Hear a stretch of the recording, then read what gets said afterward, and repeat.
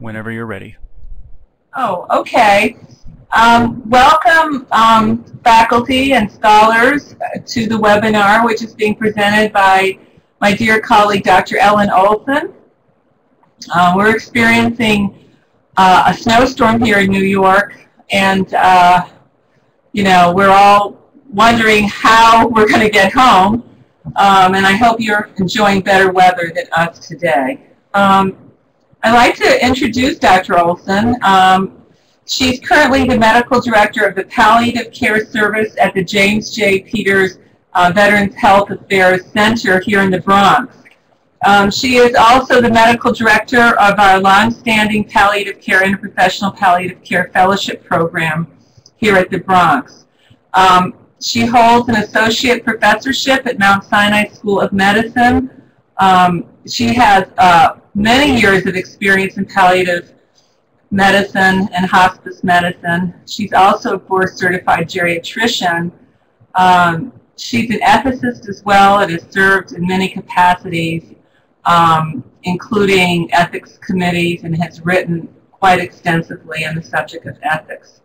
So welcome, and thank you very much for doing this today. Good afternoon, everybody. I'm going to start with just sort of I guess the objectives. I hope to create sort of a little historical perspective of where we are today with palliative care, and review some of the benefits to patients who are receiving palliative care, and also how palliative care approaches can benefit clinicians and hospitals that provide palliative care. I'm going to start with an early definition of palliative care, and without going into too much detail, this is actually, I built on, this presentation was built on an older presentation I did many years ago. I'm guessing maybe 15 years ago, when palliative care was a much newer field and newer thought. And I think the most interesting difference in this definition from what we will discuss a little bit later in the talk is the first sentence: the active total care of patients. Oh, I have to move forward, sorry. The active total care of patients whose disease is not responsive to curative treatment. That's probably one of the biggest changes over the last decade or so with the concept of palliative care, is that we have tried to do what's called moving upstream and trying to catch people with disease processes that cause some form of distress, whether it be emotional, psychosocial, financial, and deal with them early in the disease to try to ameliorate some of the suffering that has been identified with disease processes. Then the rest of the definition you can read is control of pain and other symptoms, psychological, social, and spiritual problems. Reviewing those is paramount. The goal of palliative care is achievement of the best quality of life. I hope you don't see this. I'm getting interrupted by the computer's email. Again, the goal of palliative care is achievement of the best quality of life for patients and their families. And most of that still stands true today. What I'll do first, before we go more into the definition, is just give some of the historical. First, here's a pictorial. This is sort of the old model of palliative care, where you have a curative model, and then when cure is no longer possible, you move into the palliative care and hospice approach to taking care of patients. This is what we've moved beyond with regard to palliative care today. I'm just going to give some of the historical background and some of the facts and figures and situations that have led to the development of palliative care before we talk more about what palliative care is. First of all, who's dying in the U.S.? The median age of death is 78.7 years. The second point here reflects the geriatric adage: the older you get, the older you get. If you live to be 65, women on average make it to age 85 and men 83. What this really means, or what this translates into, is that we have a much longer period of progressive functional decline and loss of organ reserve. Our disease processes have been much prolonged because of this increase in length of life. So it doesn't mean we're doing this healthy, it just means we're dealing with diseases and symptoms for a much longer period of time. The leading causes of death as of 2010, the four top ones pretty much have remained unchanged over time: heart disease, cancer, cerebrovascular disease, i.e. strokes, and chronic obstructive pulmonary disease, emphysema. The place of death, this statistic is from a 1990 Gallup poll, but I haven't found anything much newer. That when you talk to people about where they would like to die, 90% would like to die at home. Nevertheless, as time has moved forward, more and more people die in institutions, whether it be hospitals or nursing homes, and that figure hasn't changed a whole lot. I think there's a statistic we'll review later where 54% of people with cancer die in hospitals, and about 75% of Americans die in some institutional setting other than their home, and that hasn't changed a whole lot. There's one study that suggests we might have some progress in that area, but I'll go into more detail later as to what's behind that statistic. Even though it looks like maybe more people are dying at home, and maybe that's a reflection of increased palliative care and hospice services, but there's a little catch that I'll save until later on in the talk.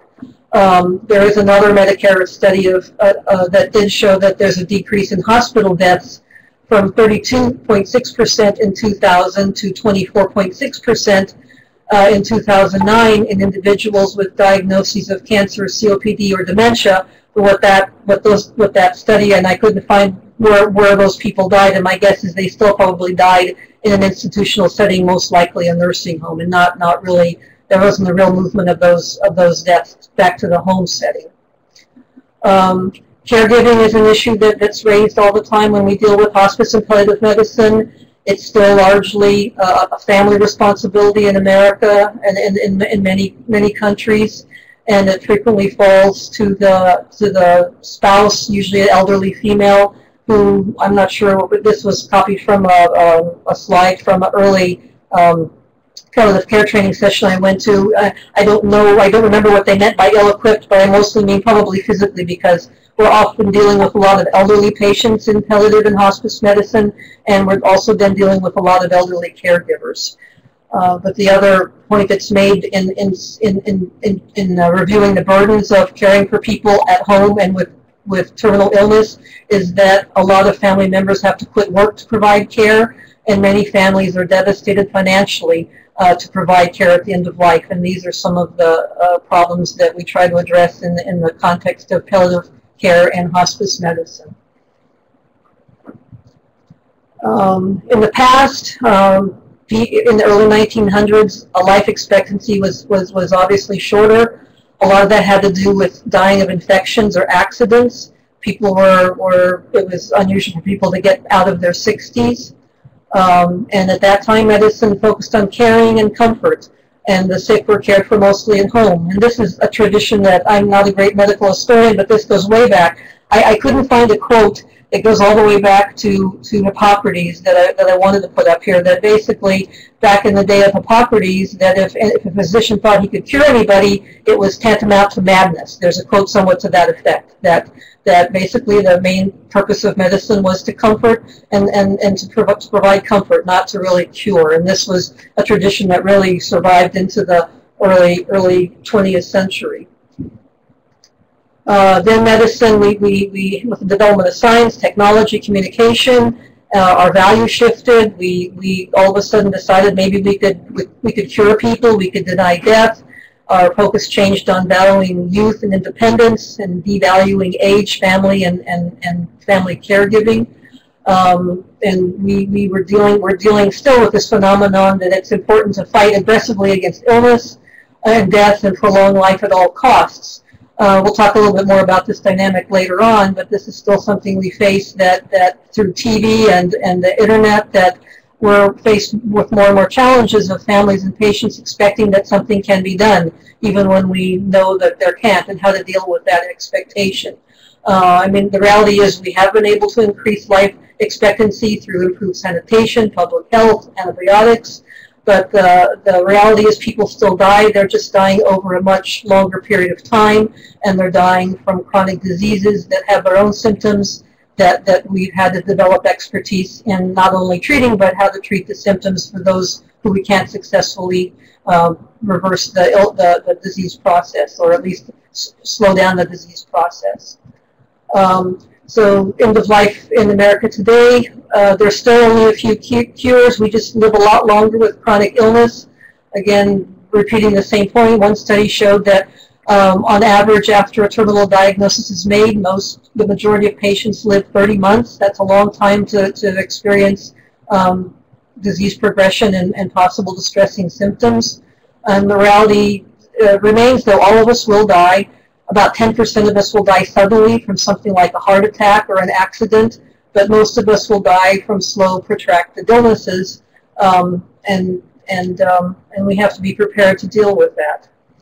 So what is palliative care? It's definitely relieving suffering, but we'll talk a little bit more about that later, that not just physical suffering, but emotional suffering, financial suffering. So we have to be prepared to provide all kinds of care to patients. We definitely, the focus is improving quality of life for what time people have left. And this is, again, the big change, I think, in the last couple decades is that it can be offered at any stage of illness. We don't have to wait until some point in time where it's obvious that someone has a disease that will shorten their life and there's no cure left. We can start helping people who are there's still cures, potential cures, or at least treatments available, but there are symptoms that are very burdensome. And this has been one of the biggest challenges in palliative care, is the coexistence of giving medications such as morphine for shortness of breath to people who have heart failure or pneumonia. And there's this still underlying concern, will I shorten their life? Will I affect their breathing? Or is it more important to make sure this person who still hopes to get over the pneumonia or still hopes to become more comfortable from their heart failure, is it okay to be more aggressive in giving them medications that will help their symptoms, even though there's a slight increase in risk that it might worsen things? So this is what's evolving in the palliative care field, is how we can improve our symptom management even for patients whose goals of care are still to try to get better or at least stay stable for a period of time. A big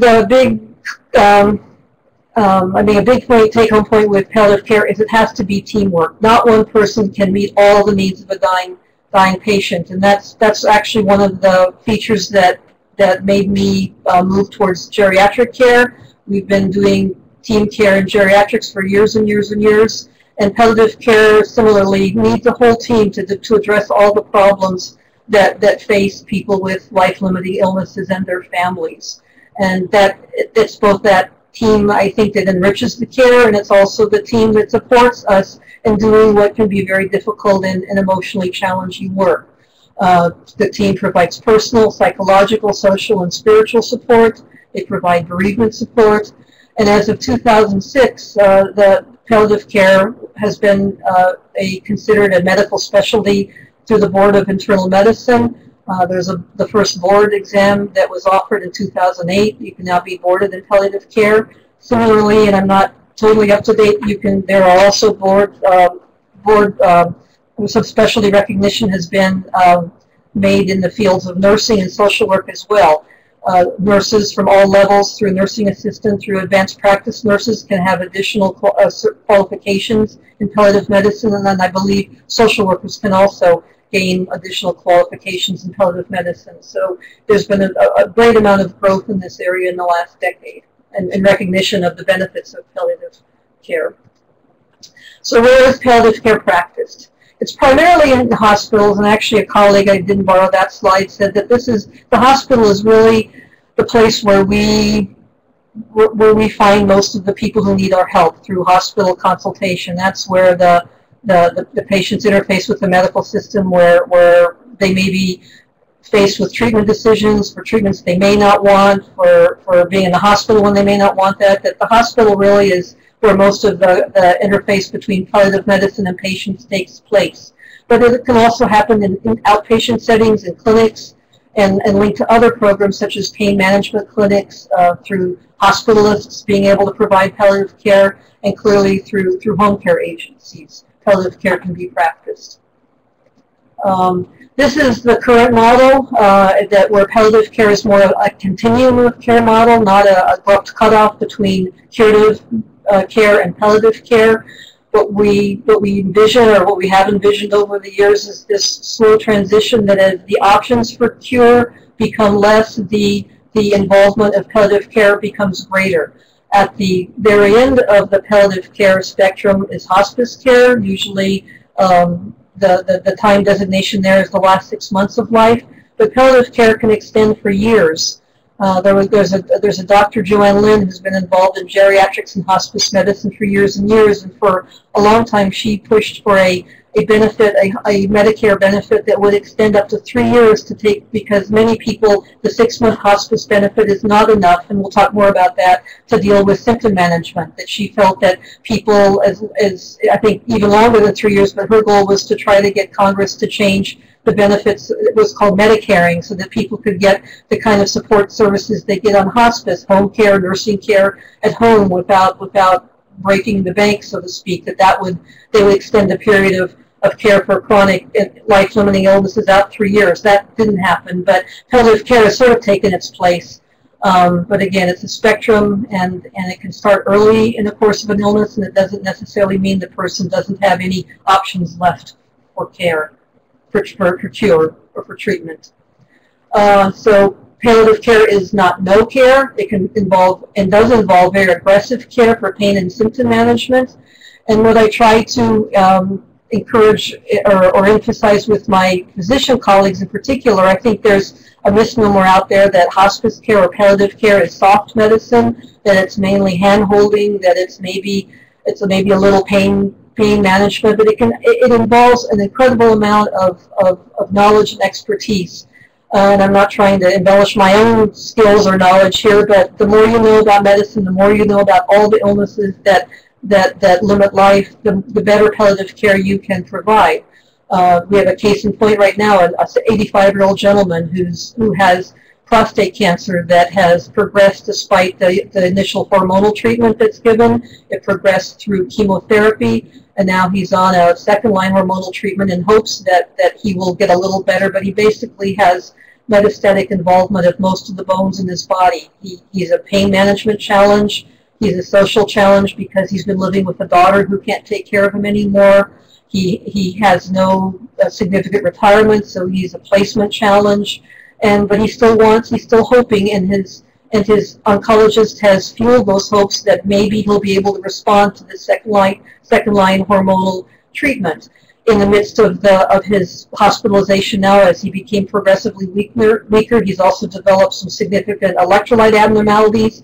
And the team is turning to us not only for helping him through some of the basic things we help with, like pain management. They're asking us for help with significant electrolyte abnormality corrections, which basically, could be covered by other specialties. But it's important to really, that being a palliative care doctor can be very, very challenging. I guess you could make it as challenging as you want, but it takes an incredible amount of expertise and cooperation with the specialist to make sure, one, that everybody agrees that treatments aren't available anymore, and also just what can be done for symptom management. I'll leave that one at that for now. Okay, so some of the symptoms we have to deal with that are very common in both cancer and non-cancer diagnoses. We care for people not with cancer, but also with heart failure, with diabetes, with chronic lung disease, with renal failure.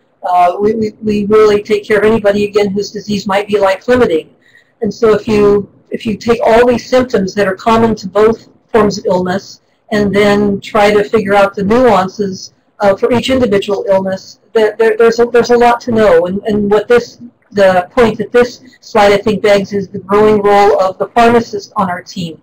That a lot of medications we might use for kidney failure, that we might use in a normal patient, we're not going to use in a patient with kidney failure or a patient with liver disease. So it's become more and more important to add very active members to our interdisciplinary team, and the pharmacist has become a very important member to our team, just in terms of how to treat various symptoms given other comorbidities.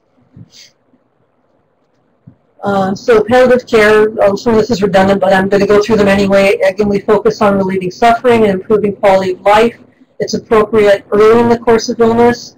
It affirms life and sees death as a personal and natural process as opposed to a failure of medical care. It involves many diagnoses. We try to respect patient and family preferences. And in fact, that's a major goal, is to elicit patient and family preferences and deal with differences when they exist, which they often do. And it may be combined with curative therapies, or comfort may be the primary focus of the care that's provided in palliative care. So who is the team? Again, some of the traditional literature that you read, the core team has often been a physician, a nurse, a social worker, and a chaplain, and those all still remain very important members of the palliative care team. But as I mentioned, as time goes on, we've seen the benefit of adding additional team members. Nurse practitioners often, function in place of a physician in teams and do a perfectly fine job of that. Pharmacists have become more valuable. We have a pharmacist on our interdisciplinary fellowship, and when they rotate in the team at Mount Sinai, that's a person they don't have on their team, and they just really appreciate having that additional on-site input when they're trying to decide what medications might be best for the patients they're seeing. There's a role for physical and occupational therapy in palliative care. Some people often wonder that the patients are bedridden, they're going to die anyway, what's the purpose of this? But there have been studies and plenty of experiences where even people who are losing function appreciate that someone's working with them, that they're working with range of motion, which helps prevent pain. I worked at the Palo Alto VA and their palliative care program, and they have a full-time occupational therapist to provide occupational therapy and physical therapy for their inpatient unit, because it's felt to be so important for both patient satisfaction, comfort, and just to give them a little hope that they're just not going to lie in bed and decline and die. Many programs have massage therapists. We wish we had one. And then art and activities therapists are paramount as well. We have a patient who he thought was going to die very quickly from very aggressive liver cancer. He had a medical crisis. We thought he was going to die. He didn't, and that was 6 months ago. And he gave up his apartment. He really can't live alone anymore, but he's bored. So these other services have become very important in just maintaining his quality of life, just to keep him busy. Okay, who benefits from palliative care? Hopefully that question can go without a lot of detailed answers. These three things, there's evidence-based work behind them. Definitely we improve symptom management. Hospital admissions have been shown to be reduced, and improved family satisfaction has been shown in studies when people receive palliative care. And again, obviously patients benefit from this. Hospitals benefit if they're not providing expensive unwanted care. And improved family satisfaction is something I think that any institution looks for, and is a measure of quality care when families are more happy with the care their family members received. So then, what is hospice, and how does hospice differ? I should have corrected this slide. It's more than a reimbursement benefit. In this country, it's a Medicare benefit, but it's also a benefit that's provided by most insurance policy for people under 65. The Medicare benefit is generally reserved for over 65. Again, most insurance insurance programs, to my knowledge, provide some element of hospice care. I can't tell you exactly if it matches the benefit given by Medicare, and Medicaid also pretty much mimics, I believe, the Medicare hospice benefit. And anybody in the audience can disagree with me or at the end if that's not correct.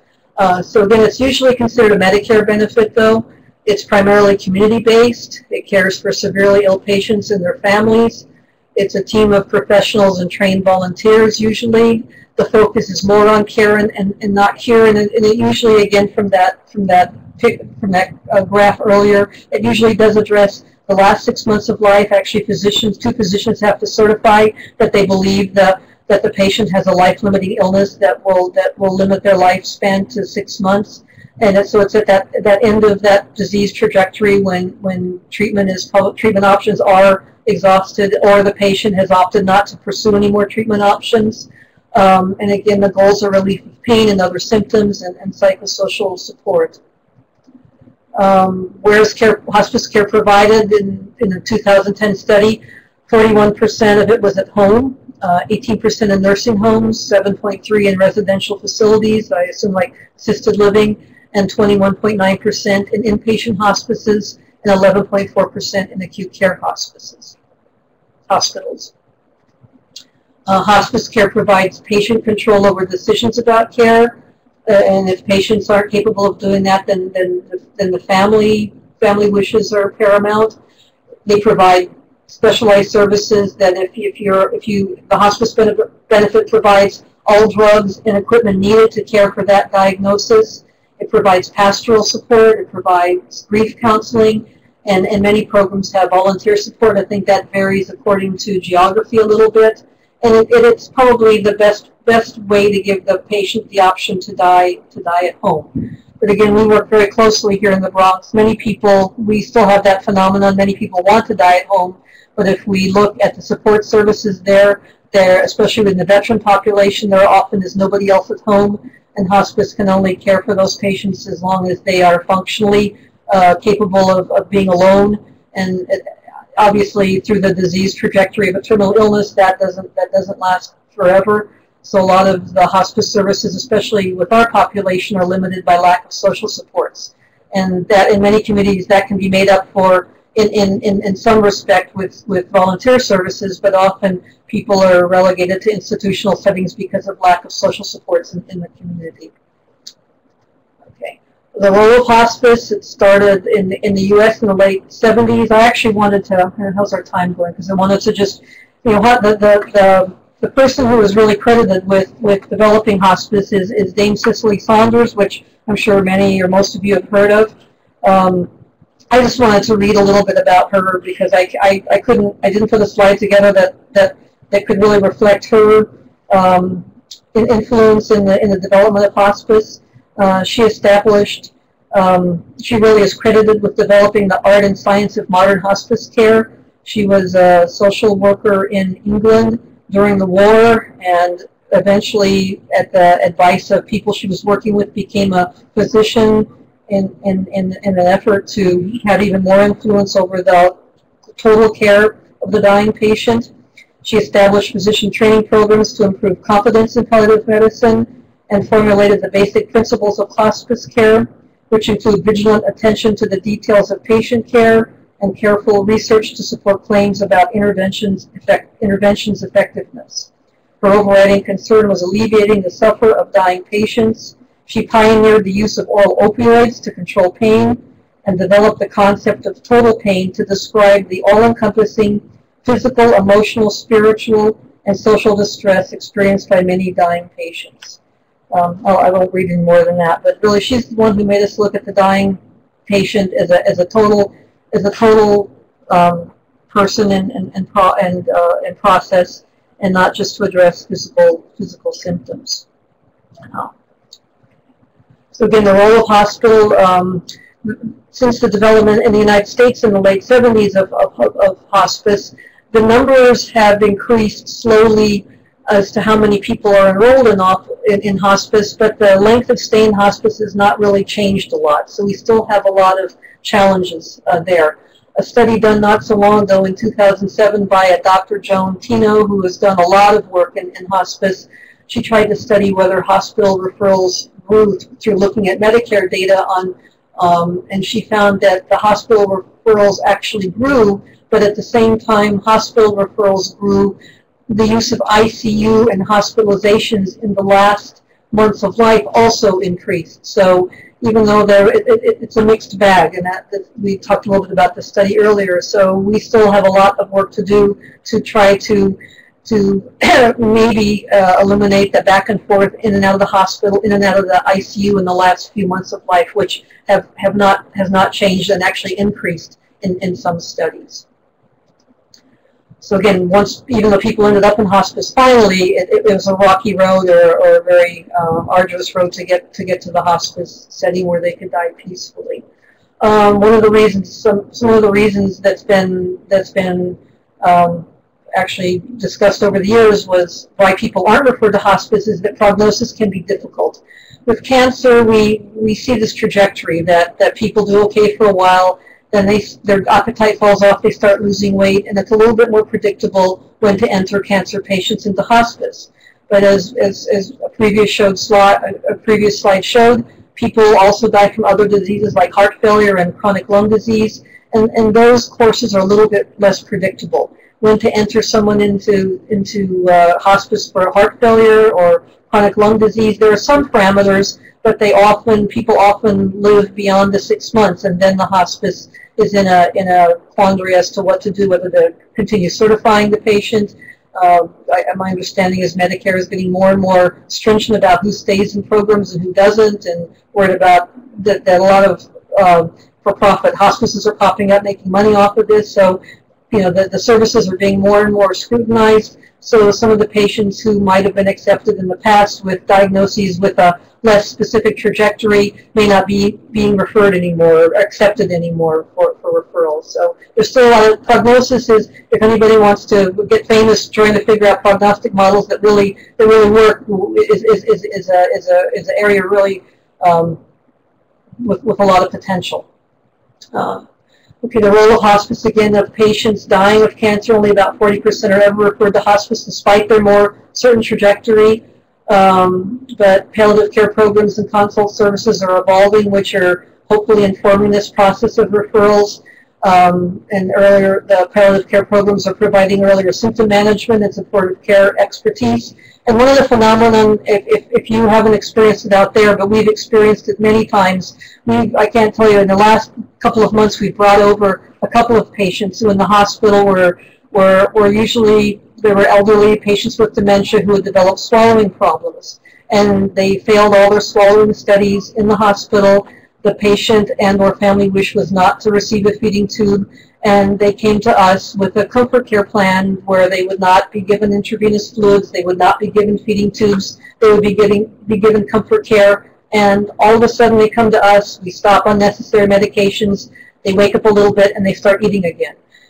That's not the only diagnosis where we've seen this, and there's just sort of this sense that once you manage people's symptoms a little better, maybe if you make them a little bit more comfortable, but we all have examples both in the literature and just anecdotally of people who live a lot longer than expected once they get moved into a setting where comfort is the primary focus and not cure. So why palliative care? This is just a little more historical perspective. There was a study done back in the 90s called the support study. It was the title, again, Study to Understand Prognosis and Preferences for Outcomes and Risks or Treatments. It was a controlled trial to improve care of seriously ill hospitalized patients. It was funded by the Robert Wood Johnson Foundation, and I believe covered funding to 26 different hospitals to study people in the last 6 months of life. 9,000 patients with life-threatening illnesses across multiple sites were studied. In the first phase, one of the goals was to determine objective measures of quality of death. It studied the presence and timing of written DNR orders, of MD awareness of the DNR preferences, the number of undesirable days as described by a variety of different parameters, pain levels and costs of care. The phase 1 findings were 46% of DNR orders were written within 2 days of death. The physician did not know. That patient did not want CPR 53% of the time because they didn't ask. 38% of patients spent 10 days or more in the ICU in a coma or on a ventilator at neither the patient nor the family request. And 50% of patients experienced moderate to severe pain at least half of the time in their last few days. The phase 2 was a randomized controlled trial of a nurse-based intervention to enhance the use of advanced directives. They went to patients and tried to get advanced directives. Unfortunately, it was a very expensive study that showed that physicians continued not to recognize the advanced directives that were developed, and these patterns of care really didn't change based on this study, and became one of the early arguments for the development of the field of palliative medicine to start informing and influencing the trajectory of people who were in the last few months or weeks of life getting care in hospitals. So what are the challenges of palliative? What are some of the challenges? Again, I think I've sort of covered this. It really stretches us as clinicians. We must look at patients in a broader context. We must look at suffering in a broader context. It's not just all about physical pain, we have to look at the family structure, the economic structure, and how we can help make this process as comfortable as possible for everybody involved. The dying process, the dying experience of patients and families are influenced by their race, ethnicity, religion, and socioeconomic class. We must be sensitive to all this and be able to communicate effectively with people to elicit preferences. I think probably the change I've seen mostly in teaching palliative care over the years is the paramount importance of teaching communication skills. If you're not a good communicator, if you can't have interactions with patients and families who are distraught and sometimes difficult, to try to refocus the discussion on the care of the patient, you probably should choose a different field. I think that's why social work is so important to our work, why clergy is so important to our work, because communication is such an important aspect of what we do and what we have to, the skill we have to impart to our trainees. Contrasting, this is what I just wanted to make the point too. I would say probably in my early days of doing primarily palliative care, the family was asked, or the patient was asked, do you want to see palliative care? What is palliative care? Palliative care, we're referring you because we don't have anything left to offer you from a medical perspective, and they'll help you with your symptoms, and they'll help you with placement. And usually we didn't see anybody who wasn't in that situation, that they were dying, they knew they were dying, and they were willing to talk to us about that. And this one author called it the Emily Dickinson view of death. Ample make this bed with awe. In it, wait till judgment break, excellent and fair. Again, these patients seem accepting of their deaths, and they made it easy for us to talk to them because they were accepting. They made it easier for us to deal with families, and for families and clinicians to deal with them, because they weren't still asking for everything to be done.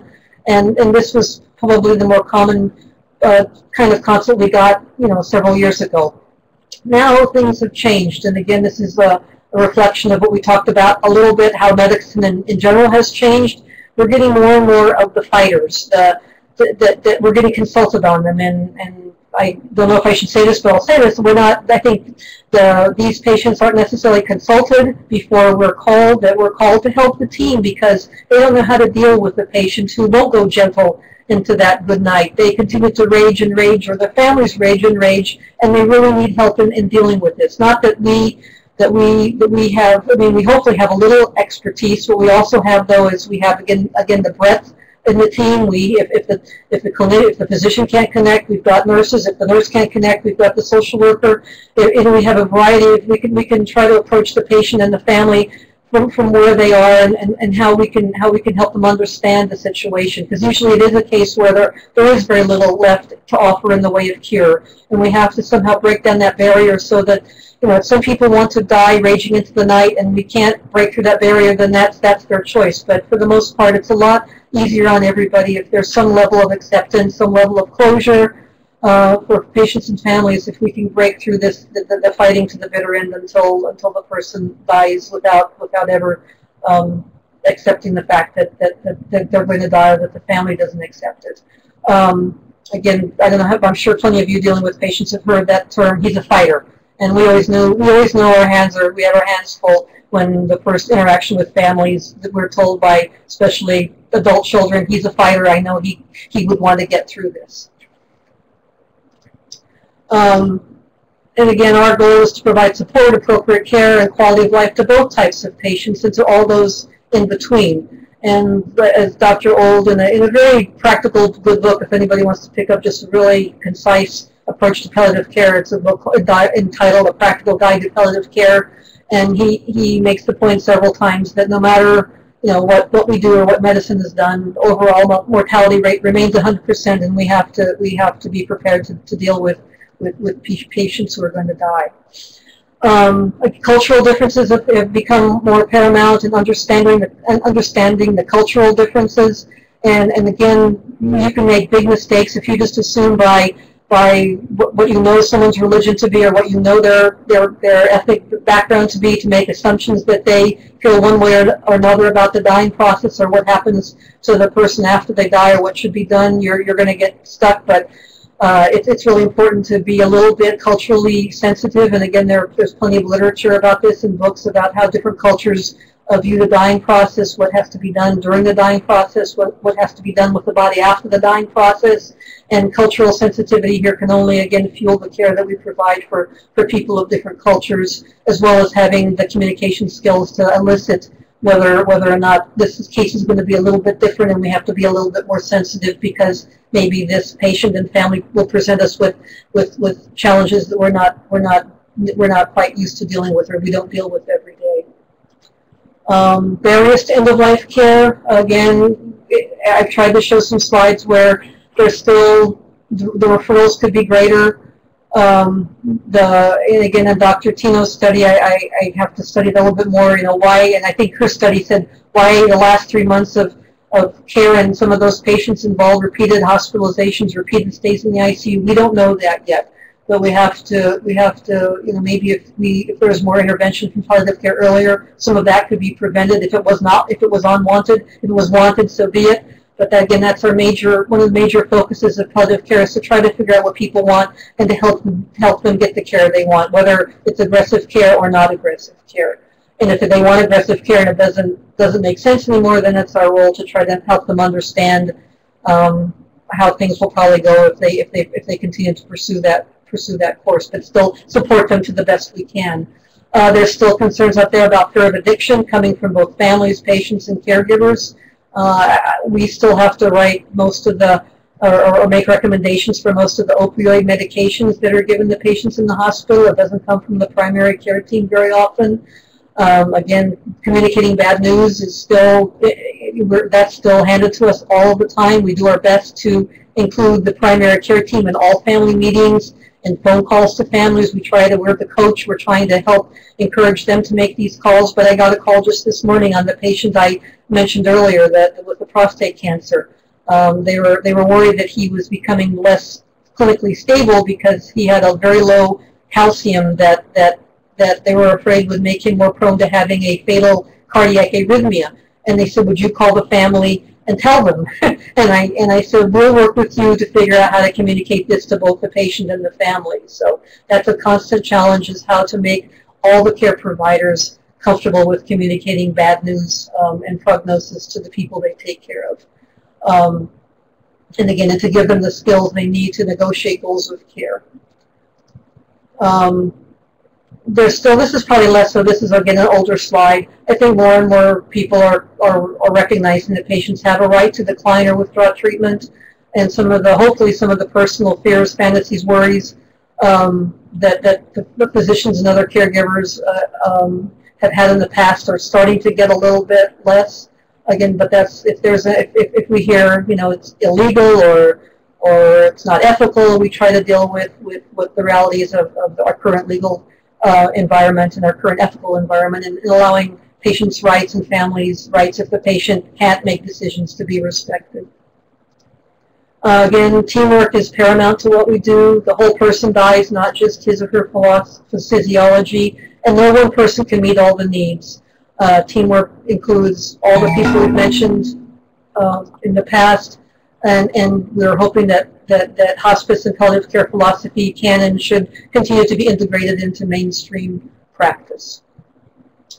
I think that's it. So I can, are questions possible? This is my first webinar, I apologize. Would anybody like to comment or ask questions or make their own points? Hello? Microphones are enabled for anyone who would like to use their microphone. Otherwise, go ahead and keep an eye on the chat area there, Ellen, for typed questions. Okay.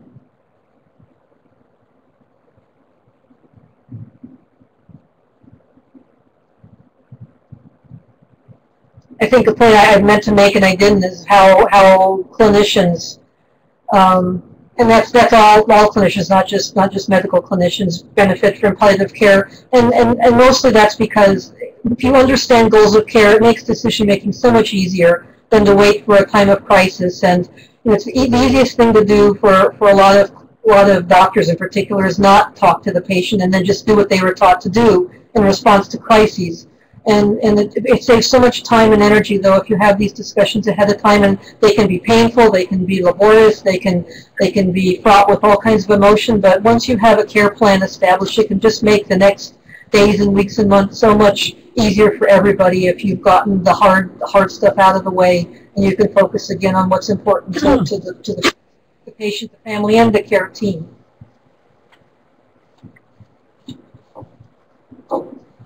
Dr. Olson, can you hear me? Yeah, I can. I had a question about the implementation of PULSE and whether or not you see that that has impacted palliative care in any way. It's relatively new to New York, so I mean, we try to send, in New York they had to always do things a little different and call it the most. We try to send all of our clinic patients home with that for communication with from primarily the paramedical staff that might be called to their home. And again, I wish I could comment on that, but I do mostly inpatient stuff, and again, it's a relatively new tool in New York State. But clearly, anything on that list that wishes is going to be helpful to these discussions. And I do think it's a pretty user-friendly instrument too. We send copies home, and then have if we have the time, and then have the patient and family come back, with it filled out, or if they don't have it filled out for further discussion. So I think I'm glad it finally, it's finally caught on the way it has across the country. Okay.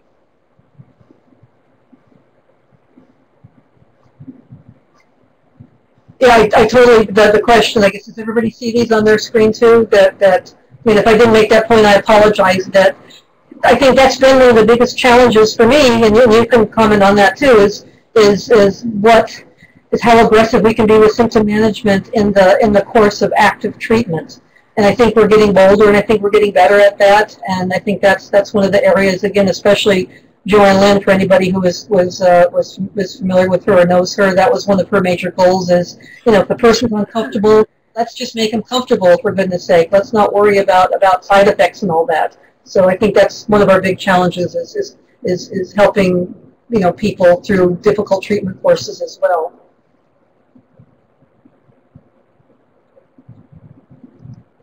And the chaplains are invaluable. And as I said, when we're having difficulty, not that they're just, we have to call them in difficult situations. Clearly, they're helpful across the board, but sometimes you just have to ask, who's this family going to respond to best, or who's this patient going to respond to best? And we were fortunate here to have a very strong cross. We have all major religions represented here, and they are part of every one of our team meetings every week. We have two chaplains actually. We have a Greek Orthodox chaplain or Eastern Orthodox chaplain and a Catholic chaplain, and they're part of our weekly team meetings. And because they come in there are weekend coverage. We don't have great weekend coverage, although that should be a part of any good program. We come in on an ad hoc basis, but they often fill in for us just to get to sit with the families and talk to the families and cover that base on the weekend for us as well.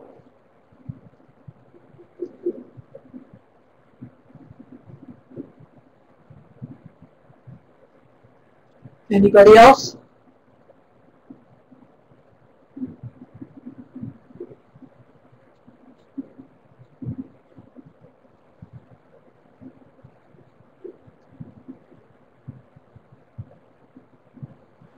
Just with regard to the HIV, I don't know what your individual experiences have been, but we tend to get the patients who are not responding to treatment anymore. That's, for better or worse, our model right now is that as long as they're doing well, we don't see a lot of the HIV patients, but maybe that's an area where we have to do some public relations work. I don't know.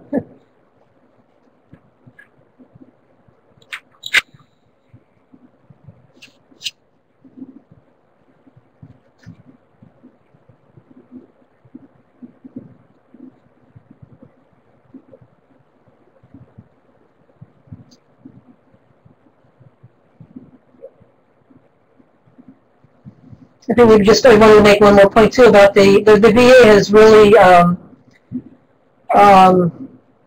supported palliative care, and my nurse colleague, as we speak, or maybe a few minutes ago, she was invited to do. We have major performance measures that our medical centers are rated by that are dependent on the performance of the palliative care teams. We have a bereaved family survey that is reviewed quarterly by all administration, and again, my nursing colleague just presented at the nurse executive meeting today the latest findings, because that reflects the satisfaction with care of the nursing staff across the facility.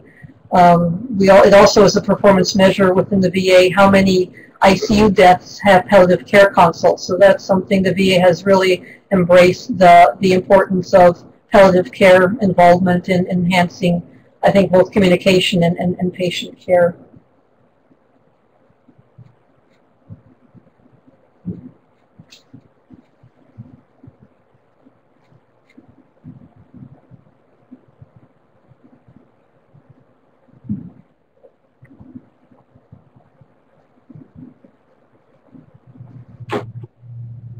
Yeah, again, we have another comment about the HIV clinic. We've been reaching out. I mean, the physicians are great. They're receptive. They send us patients when they feel that they need to deal with usually the fact that the treatments aren't working anymore. But maybe we need to revisit that and see if there are other people there who may benefit from some of our involvement. But again, I think as many programs are challenged, that it's hard. Who pays for all this? And again, I'm fortunate that the VA supports me and a pretty comprehensive team. We're not all full time, but you know, it's when you're a small program and you're already trying to survive with what you have, to reach out to additional populations, it can be challenging sometimes. But it might be time for us, I think, to reach out to the ID clinics too and see if there's some people there we're missing.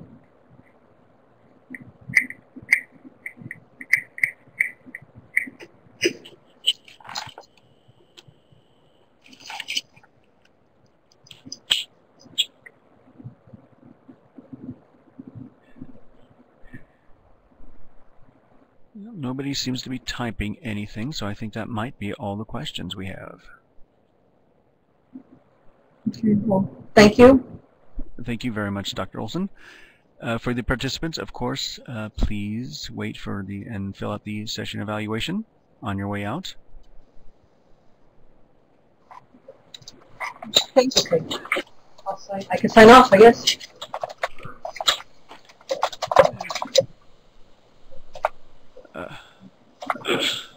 I'll sign off, Dean? Yes. Yes, go ahead and sign off. Thank you. Take care. Thank you.